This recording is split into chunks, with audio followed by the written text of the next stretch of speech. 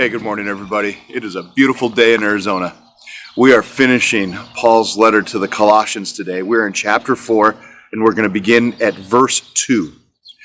Now, Paul is wrapping things up with this letter, and it seems as though he's dealing with some general instructions and then some specific instructions to specific people. But as you read this chapter, please read it carefully because it speaks to us in surprising ways. The first thing he says is right there at verse 2. He writes this: "Devote yourselves to prayer with an alert mind and a thankful heart." If we want to be followers of Jesus Christ, we have to be intentional about it. We have to have an alert mind. And we have to stay focused on what God is doing. Thankful hearts. When we focus on the negative, which we are all inclined to do, we can drive ourselves into depression. But when we focus on the amazing things that God is putting in front of us, then we realize the power of God and we invite more of that power into our lives. The next thing Paul shares is a couple of verses later, and it definitely applies to us as well. He writes this at verse 5. "Live wisely among those who are not believers and make the most of every opportunity. Let your conversation be gracious and attractive so that you will have the right response for everyone." Gracious and attractive conversations. Those are the responses that we're supposed to have to people asking us questions. And we're supposed to be okay that we're surrounded by people that don't necessarily agree with us.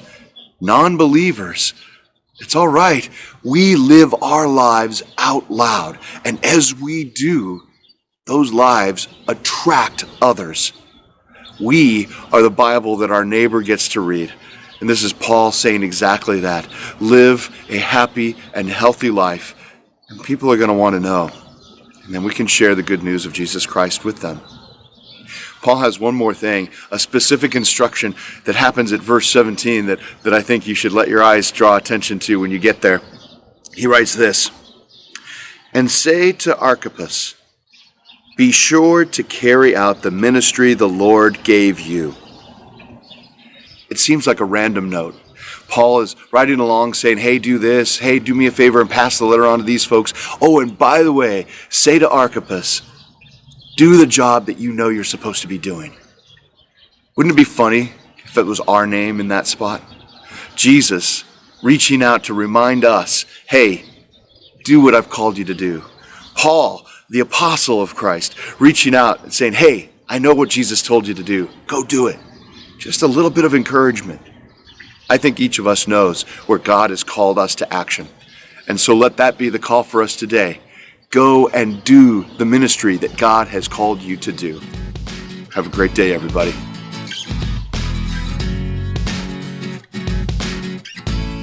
If these devotional videos are helpful to you, subscribe to our channel and click the notification button so you know when we post a new video.